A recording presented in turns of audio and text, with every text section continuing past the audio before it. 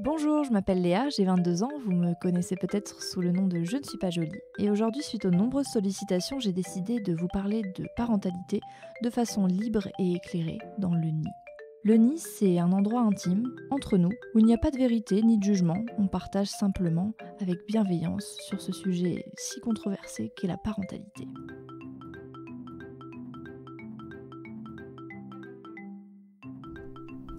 Pour cet épisode hors série numéro 2, je suis ravie d'accueillir à mon micro Océane, plus connue sous le pseudo I Not You. Océane est maman de 2 petites filles, Ali Rose et Mélina.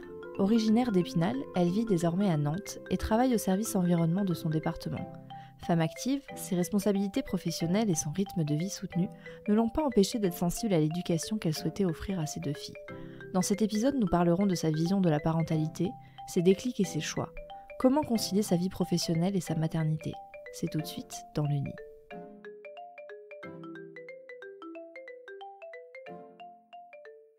Océane, toi t'es maman depuis maintenant 4 ans. Comment t'es venue l'envie d'être mère ?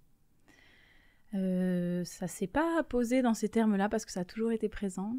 Je suis l'aînée de 5 enfants, donc je pense que ça doit jouer forcément. Le côté responsabilité faisait pas peur puisque je connaissais bien. Et puis voilà, je pense que c'est aussi chacun naturellement. Moi j'ai toujours eu cette envie-là. Je pense que j'ai toujours eu l'instinct maternel. Je sais que des fois on dit ça n'existe pas forcément, mais chez certaines personnes ça existe. C'était le cas, donc c'était une évidence en fait pour toi depuis toujours. Ouais. Et comment est-ce que tu as vécu tes différentes grossesses ? Est-ce qu'il y a eu ça s'est passé de façon différente, aussi bien physiquement que psychologiquement pour tes 2 filles ? Oui, ça a été différent, mais les 2 grossesses ont été difficiles. Elles se sont ressemblées par rapport à ça parce que, alors rien de grave, mais extrêmement malade. Voilà, très très malade. Donc ça, c'est quand même pas si facile que ça en fait. Les gens qui ont juste des nausées, ils peuvent pas forcément comprendre quand vraiment on est malade et que c'est sans arrêt, c'est dur. Et puis après, il y a eu quand même un petit peu des petites inquiétudes. J'étais quand même J'étais assez anxieuse pendant les grossesses, alors que je le suis pas forcément hors grossesse, mais j'avais vraiment toujours peur qu'il arrive quelque chose à mes bébés. Et voilà, il y a eu du diabète pour la première, il y a eu un hématome placentaire pour la deuxième quand même. Donc voilà, j'ai eu des contractions très tôt, j'ai dû être arrêtée tôt. Bon, voilà, Alors, il n'y a rien eu de grave du tout, mais c'était un peu anxiogène comme grossesse quand même. Est-ce que t'as aimé être enceinte ou pas particulièrement ? Avec ce contexte-là, notamment avec les 4 premiers mois à vomir nuit et jour, c'était quand même vraiment, parce que c'était vraiment nuit et jour, donc c'était pas évident. Après, un peu plus, j'ai vraiment aimé, comme beaucoup de gens, il y a un cap quand bébé se met à bouger, j'ai vraiment aimé profiter de ces moments-là. Je me suis vraiment sentie en connexion avec bébé tout de suite. Donc ça, c'était vraiment la bonne partie. Après, physiquement, j'étais pas bien. Donc, mais pas parce que... Alors, j'adorais par contre l'image de mon corps de femme enceinte. J'étais hyper à l'aise avec ça. Même les kilos pris et tout, ça me dérangeait absolument pas. Vraiment, j'étais très à l'aise avec cette volupté-là. Mais par contre, juste physiquement, j'étais pas bien. J'avais du diabète pour une. J'étais vraiment au repos assez strict. Donc, c'était pas les conditions... C'était pas des conditions idéales. Et physiquement, c'était pas agréable. Oui, complètement. Et du coup, toi... Quelle était à ce moment-là ta vision de la parentalité, ou même avant d'être enceinte ? Comment est-ce que tu t'imaginais en tant que mère et dans ce que tu voulais pour tes enfants ? Alors, je m'imaginais beaucoup plus stricte que ce que je suis aujourd'hui. Alors j'ai été élevée avec des parents qui étaient plutôt à contre-courant de leur époque, qui étaient plutôt, comme on pourrait dire aujourd'hui, dans la parentalité positive, plutôt anti-VO, sauf qu'à l'époque, ils étaient vraiment très seuls par rapport à ça, ils faisaient un peu ce qu'ils pouvaient, mais c'était plutôt quand même dans leur état d'esprit, c'était plutôt une intuition pour eux que c'était comme ça qu'il fallait faire. Donc j'ai quand même déjà été élevée dans cette démarche-là, mais du coup, comme souvent, je pense quand on devient un peu jeune adulte, on prend un peu le contre-pied de ses parents, et du coup, j'étais un peu d'avis sur certaines choses, de dire, faut pas laisser trop le choix aux enfants, ça peut aussi les angoisser, j'ai 15 ans d'écart avec ma petite sœur, et je voyais des choses que mes parents faisaient avec, et je disais, moi je ferais pas comme ça, bah oui, toi t'as pas d'enfant, donc tu verras quand t'auras tes enfants. Ouais. C'est vrai, ça change tellement de choses, et voilà, et donc du coup, c'était plutôt peut-être un peu ma vision avant. Et voilà, et ça... Ouais, c'était ta vision. Et peut-être qu'en fait, avec ton... j'imagine que quand on a ce regard sur une petite sœur, on voit ce que font nos parents qui ne sont pas aussi dans les normes de la société. Tout et à du fait, coup, t'as un petit peu du mal, tu vois. Oui, voilà. Tu as raison. J'ai jamais pensé à ça, en fait. Mais tu as totalement raison, parce qu'en plus, je pense quand on est en fin d'adolescence, jeune ado, on est très orienté par ça. par les normes sociétales, on n'a pas encore le recul, on n'a pas la confiance en soi pour faire autrement. Et oui, je pense que tu as raison. Mais tu vois, j'y ai jamais pensé, mais je pense que tu as raison. Et du coup, je vivais peut-être un petit peu mal cette originalité qu'on avait dans notre famille, ces atypismes-là. Et voilà. Mais bon, ça s'arrange après. Et oui. Et du coup, à quel moment, justement, est-ce que tu as su que tu voulais pratiquer le maternage proximal avec tout le package, un peu allaitement, cododo, le full bordage. package, ça a été pendant la grossesse, en fait. Je sais pas, il y a des choses un peu inexplicables qui se sont passées. Déjà, pour l'allaitement, ça allait un peu avec... Avant, je voulais pas allaiter, avant d'être enceinte. Genre, j'ai fait partie des gens qui trouvaient ça bizarre. À ce point-là, quoi. Quand on sait où j'en suis aujourd'hui. Et par contre, c'est vrai, quand je suis tombée enceinte, c'est devenu une évidence. Ça me paraissait... je pense que les instincts, à ce moment-là, ont pris vraiment le dessus. Et je me suis laissée, pour le coup, pour mes grossesses, même si c'est difficile, je me suis laissée entièrement envahir par la maternité. Et vraiment... T'as accepté ce qui était en train de se passer. Complètement, dès le départ. J'ai eu un ventre tout de suite, même si j'ai pas pris de poids. Mais enfin, voilà, je me laissais complètement... j'étais entièrement enceinte et du coup, je pense que les instincts, ont fait le job et l'allaitement, s'est apparu comme évident, alors que quelques mois, voire quelques semaines après, je trouvais ça étrange. Enfin, c'est dingue. Hein. C'est fou. Et du coup, le portage, après, ça portage, pareil. Le portage, à l'Iro, je ne l'ai pas porté si tôt que ça. Enfin, elle avait 3 semaines, mais par rapport à la deuxième. Mais c'est pareil, ça me paraissait évident parce que même avant d'être en portage en écharpe, elle était tout le temps sur moi, Lirose. Enfin, il y a vraiment eu un truc. Je me suis mis en pilote automatique maman quand elle est née et c'était de cette façon-là, mais tout seul, quoi. Tout s'est fait naturellement. Ouais, c'est vrai que tu vois, moi, quand je savais que je voulais porter, etc. Mais quand même, il y a eu ce truc peut-être encore sociétal où en fait j'avais reçu une poussette et je me suis dit, bon, quand même, tu sais, le truc de quand même, il faut que j'essaye. Et en fait, j'ai détesté. J'ai détesté en fait quand il était tout petit. Le mettre dans cette poussette, il y avait du soleil, donc je baissais la capote de la poussette et puis je le voyais pas et puis lui, à chaque tremblement, il pleurait et tout. Je me disais, mais qu'est-ce que je suis en train de faire? Et je me suis dit, ok, c'est pas moi. Et tu vois, des fois, on se met dans ce truc-là. Je sais pas si t'as eu ce... Ouais, je pense que moi j'ai eu ça un petit peu. J'ai eu ça par rapport au coucher d'Aliro. J'ai pas eu ça forcément par rapport au portage. Après, elle a été en poussette assez rapidement, mais parce qu'elle est née au mois de mai et c'était la canicule à un moment donné en été. Notamment quand je me souviens, quand on a été la présenter à ma famille dans les Vosges, il faisait vraiment 40 degrés et c'était ingérable le portage, c'était impossible. Du coup là, elle a été un peu en poussette, mais bon, elle aimait bien, ça allait. Puis ça n'a pas empêché de la porter tard après, de recommencer dès qu'il a fait meilleur, etc. Et puis même pendant l'été, je me souviens, je la portais beaucoup dès qu'elle avait des pleurs. Enfin voilà.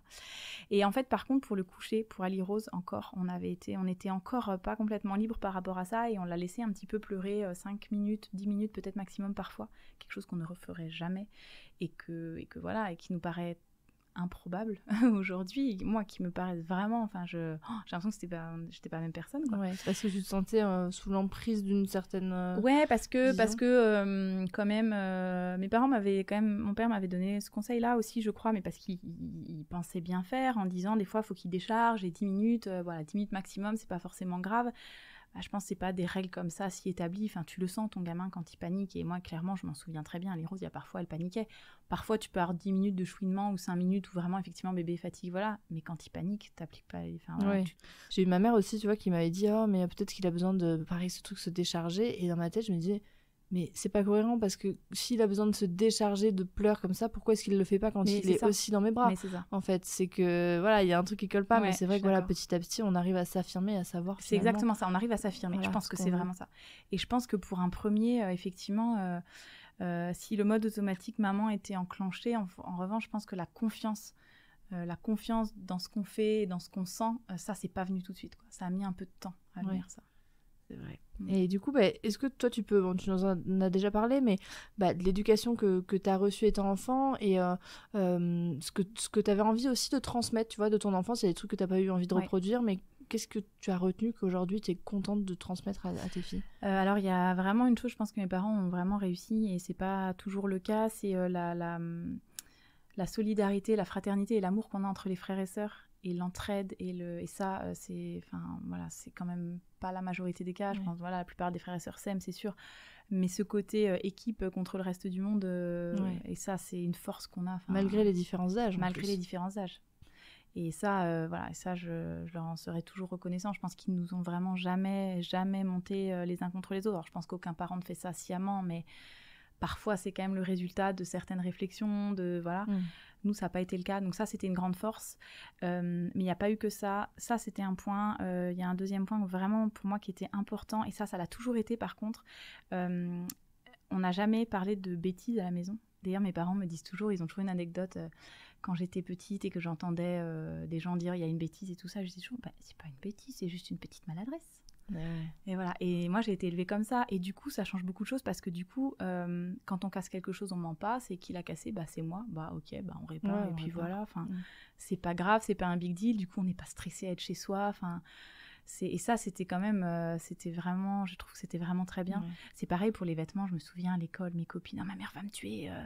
Et ça me paraissait, mais improbable d'avoir des vêtements et de rien pouvoir faire dedans. Enfin, c'était vraiment, c'était fou. Enfin. Et donc, voilà, tu l'as gardé en toi vraiment. Pour tes filles. Bon, aujourd'hui, je crois que savoir que tu allaites toujours Mélina, donc il y a 20 mois. C'est ça. Est-ce que c'était une évidence pour toi d'avoir un allaitement non écourté oui, c'était déjà mon projet pour ma première. Ouais. C'était déjà mon projet.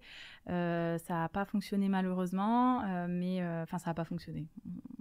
On sait pourquoi, c'est pas ça n'a pas fonctionné, j'avais pas de lait ou quoi, il y avait un problème physique de frein qu'on n'a pas détecté, on n'a pas su, mais c'était vraiment c'était vraiment un projet. Alors après là en avançant, je sais pas si parce que l'allaitement non écourté c'est entre 2 ans et demi et 7 ans.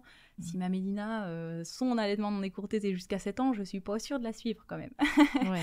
mais en revanche avant 2 ans, c'est sûr que non, et puis après on verra petit à petit. Je pense qu'après de toute façon on parle beaucoup, vraiment, on est très arrêté, je pense, sur l'allaitement non écourté avec des petits bébés. Et puis, en fait, quand on arrive sur l'allaitement d'un bambin, les choses, elles changent un peu. On sent son enfant qui en a moins besoin aussi.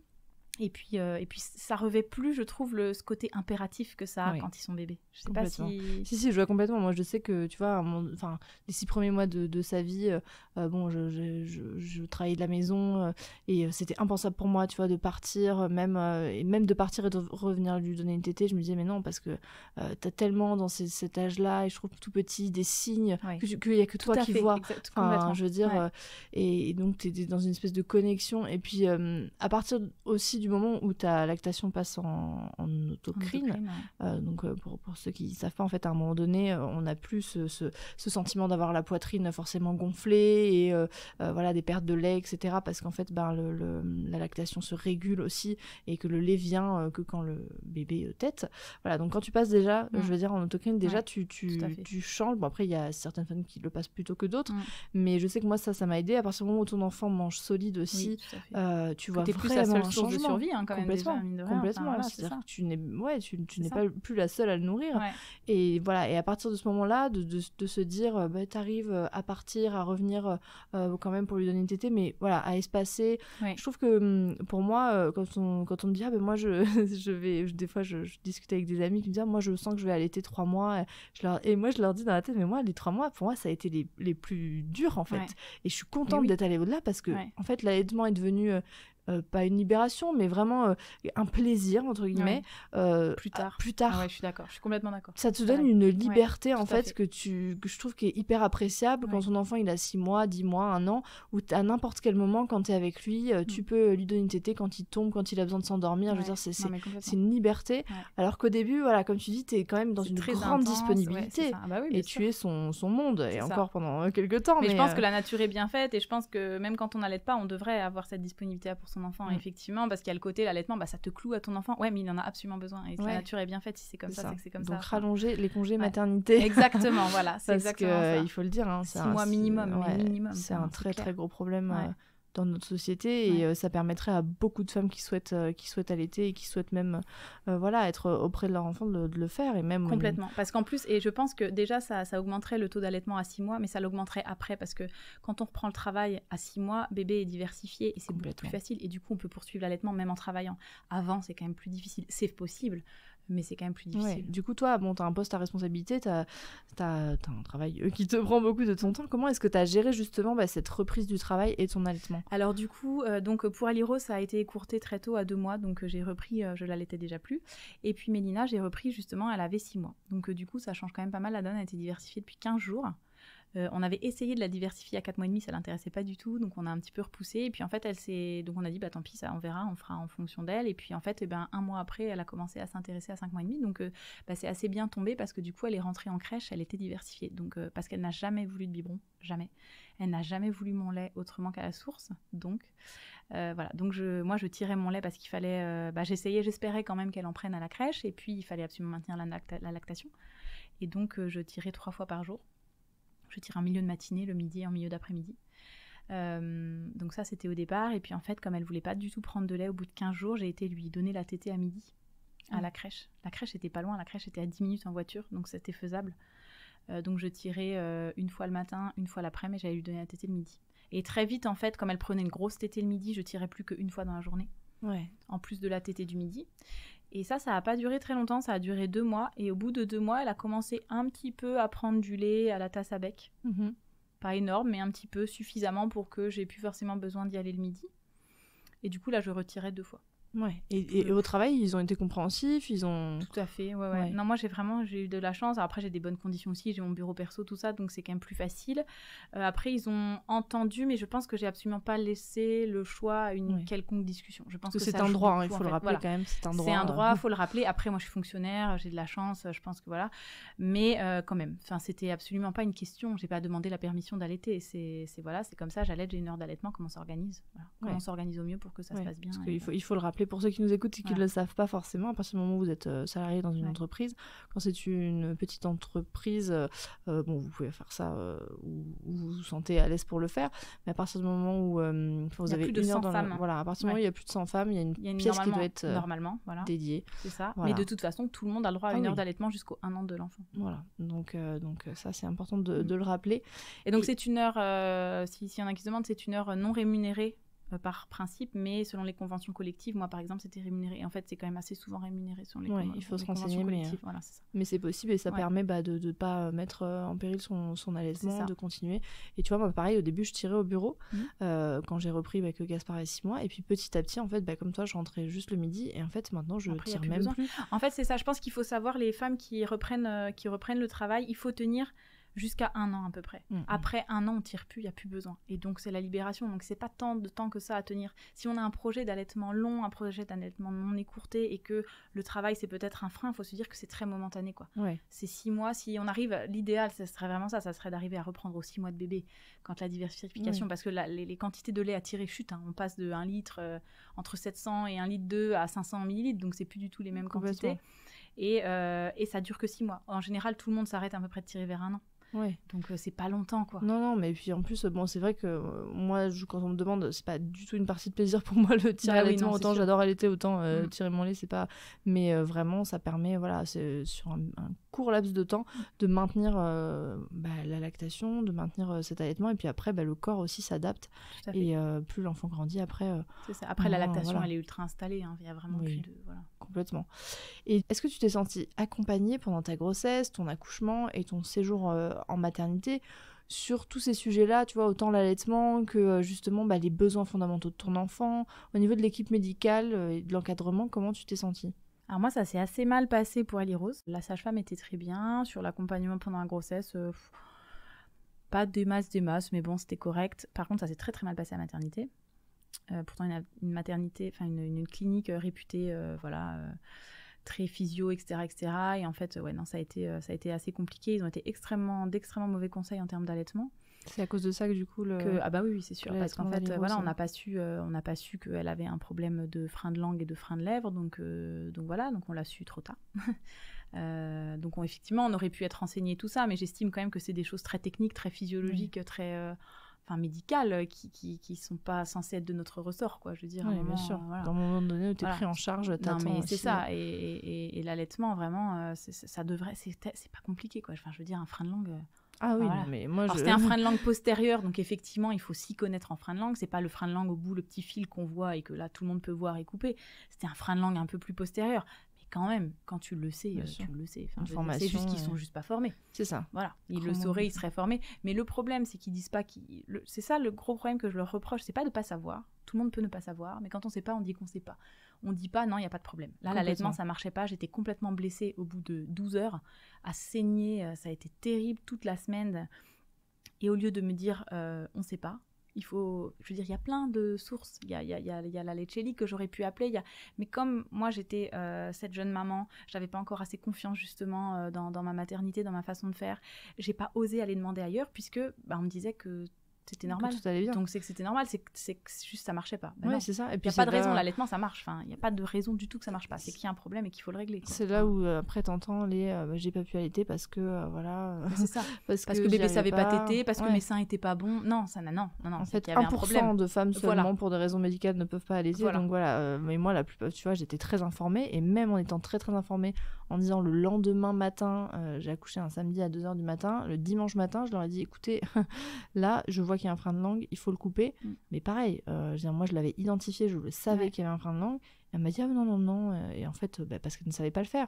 Et mon allaitement a failli foirer. Je suis restée une semaine à la maternité. Il prenait pas de poids. Et puis c'est un cercle vicieux. Et tu perds confiance aussi en toi, en ta capacité. Exactement la même chose. On est dans le même truc. Ça. Et à partir du moment où ma sage-femme a coupé le frein de langue, alors que ça devait pas du tout être son rôle, j'étais normalement pris en charge à la maternité, ça s'est déroulé correctement. Mais je veux dire, voilà, encore une fois, pour moi, je suis complètement d'accord, ce n'est pas aux mamans à détecter, à convaincre l'équipe médicale d'avoir une intervention. Ça devrait pas être à nous de le faire. Alors c'est bien d'être éclairé, etc. Mais tu peux pas être éclairé sur tous les sujets. Je veux dire, il y a des gens, c'est leur boulot, c'est leur job. Je veux dire, moi je demande pas à ces gens-là d'être éclairés sur les espaces naturels. Enfin, je veux dire, à un moment, c'est chacun son taf, quoi. Et je suis désolée, pour l'allaitement dans les maternités, il devrait être au point. C'est obligatoire. Il devrait y avoir des consultantes IBCLC partout, dans toutes les matières. Complètement. Ou les pédiatres être formés à ce niveau-là en allaitement. C'est ça. Et en fait, le problème, c'est que c'est très réservé. Enfin, moi, j'avais des consultations donc avec une conseillère en lactation qui est venue à l'hôpital et qui m'a confirmé le frein de langue, mais je veux dire, c'est un coût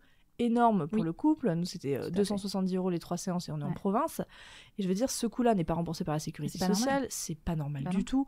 Et voilà, il y a vraiment une prise en charge qui est à faire sur ce côté-là. Il y a un argument qui revient souvent quand on parle de maternage proximal, d'éducation respectueuse, c'est le fait de pouvoir être en permanence avec son enfant. Et est-ce que toi, tu penses qu'avoir une activité professionnelle hors de la maison, c'est un frein à tout ça ? Pas du tout. Alors pas du tout parce que déjà je trouve que d'être parent au foyer c'est beaucoup plus difficile que d'être travailler. Je l'ai toujours pensé et je le pense toujours. Je pense que voilà ce souffle quand même que tu as quand tu pars travailler, alors après ça dépend évidemment de son travail, mais quand on aime son travail et que c'est enrichissant, ce souffle d'air que tu as, ça te permet d'avoir une disponibilité d'esprit, je trouve, pour tes enfants qui est autre. Donc voilà, donc déjà par rapport à ça, voilà. Alors que quand tu es tout le temps avec tes enfants, les respirations sont pas évidentes. Donc du coup, je trouve que c'est plutôt plus facile parce qu'on a moins de temps avec ses enfants d'être focus correctement avec eux. Après, effectivement, on peut avoir tendance à être plus pressé, mais je pense que tout s'anticipe en fait. Moi, j'ai jamais pressé les filles. On s'organise, enfin, je veux dire, il n'y a jamais eu de dépêche-toi, de machin, enfin, comment tu gères rare. C'est juste que c'est pris bien à l'avance et puis on se prend pas trop la tête. Enfin, je veux dire, si un matin, le petit-déj, il est pas ceci, cela, on prend le petit-déj dans la voiture, on prend le petit-déj dans le vélo, si je veux laisser mon haut de pyjama, et tu laisseras ton haut de pyjama. Enfin, j'ai envie de te dire, moi, c'est pas trop mon problème. Prise, enfin, je veux dire, voilà, c'est pas très grave, je vais pas mettre mon manteau, le mets pas, prends-le sous le bras, puis au bout de 2 minutes à 5 degrés, tu te rends vite compte toi par toi-même que tu vas le mettre. Enfin, voilà, et ça marche assez bien. Et puis d'anticiper et de prendre le temps qu'il faut. Enfin, c'est vrai que je pense notamment aux déposes de la crèche avec Ali Rose qui prenait un petit peu de temps. Et on avait toujours 10 minutes, 15 minutes de rab, on savait qu'il lui fallait un petit peu de temps. On avait une crèche exceptionnelle qui acceptait ça, qui acceptait, bon, c'est pas accepté, ça paraît tellement normal, mais voilà, il fallait un temps de dépose comme ça, et on le prenait, et puis c'était pas du tout un souci. Après, je pense que nous, clairement, le travail passait après, enfin, clairement, Ali Rose passait avant, et je trouve que ça devrait être comme ça, enfin, elle a pas demandé quoi que ce soit, elle, donc c'est à nous de s'adapter, enfin, je veux dire, bien sûr. Pour elle. Et puis après, il suffit d'être un peu plus efficace au boulot, je veux dire, tu prends pas de pause déj, enfin voilà, tu vois, il y a toujours vachement de moyens de s'arranger, enfin... Donc voilà, et c'est... Du coup, de ce côté-là, au niveau de la garde de tes 2 filles, comment tu t'es organisée? Comment tu as eu contact avec ces personnes? Alors du coup, là, ça c'est assez intéressant à développer parce que c'est vraiment en lien avec la parentalité respectueuse positive. Parce que par contre, il faut vraiment bien choisir son mode de garde. Je pense que tu confies quand même toute une partie de l'éducation de ton enfant et de son quotidien et de son attachement à quelqu'un. Donc par contre, si on veut être dans cette démarche-là, je pense qu'il faut absolument sélectionner son mode de garde et il faut absolument pas y aller si on le sent pas. Et ça c'est quelque chose de pas évident, je pense. Alors, des fois, il y en a qui n'ont pas le choix. Je sais pas à quel point on peut avoir le choix ou pas. Mais nous, on est tombé sur une première crèche où Ali-Rose a été pendant ses 3 ans jusqu'à l'école. Mélina a été jusqu'à ses 1 an. On a eu beaucoup de chance. C'était la crèche du CHU, une crèche du CHU de Nantes. Et notamment dans l'équipe, c'était une très grosse crèche. Ils étaient plus de 65 enfants, 70. Hein. Donc c'est pareil. Hein. Moi, les excuses de il y a beaucoup d'enfants, non, on peut être une très bonne crèche avec beaucoup d'enfants. C'est vraiment une histoire d'état d'esprit. Ils ne laissaient pas pleurer les enfants. Je me souviens très bien, la puéricultrice de l'équipe, elle nous a toujours dit, de toute façon, un enfant avant 3 ans, il n'est pas fait pour la collectivité. Et c'était une puéricultrice de crèche qui disait ça. C'est comme ça, au niveau de son stade de développement. Donc maintenant, on le sait, donc on va faire en sorte que, nous, on le sait tous, on va faire en sorte que ça se passe le mieux pour lui, parce que des fois, il n'y a pas le choix, parce qu'on va travailler tout ça. Et puis, quand tu le prends en compte, ben voilà, tu laisses les enfants arriver tranquilles, tu leur laisses des temps calmes, tranquilles dans leur coin, tu n'exiges pas à ce qu'ils partagent leur jeu absolument. Enfin voilà, c'est tout un état d'esprit. Et ça, c'était exceptionnel, on a eu énormément de chance. Et après, on a déménagé et du coup, s'est posé la question du changement de crèche pour Mélina. Donc, on l'a changé de crèche et là, ça n'a pas du tout été pareil, alors que pourtant, sur le papier, c'était une crèche associative bilingue, Montessori, Faber et Malzich. Ah oui. Alors, on peut difficilement faire mieux sur le papier. Et puis, en fait, je suis arrivée pour l'heure d'adaptation et ils laissaient pleurer les enfants, mais genre 20, 30, 40 minutes, des bébés de 8 mois qui en venaient à vomir. C'était horrible. Et du coup, je suis restée 50 minutes exactement. Je suis repartie avec Mélina sous le bras. Elle m'a dit demain. Je dis non, pas demain, non. Ça, c'est sûr que non. Et du coup, je suis partie. Je reprenais le boulot 2 jours après. Mais tant pis, je ne serais pas retournée au boulot s'il fallait. Je pense qu'il faut être cohérent aussi avec sa façon de faire.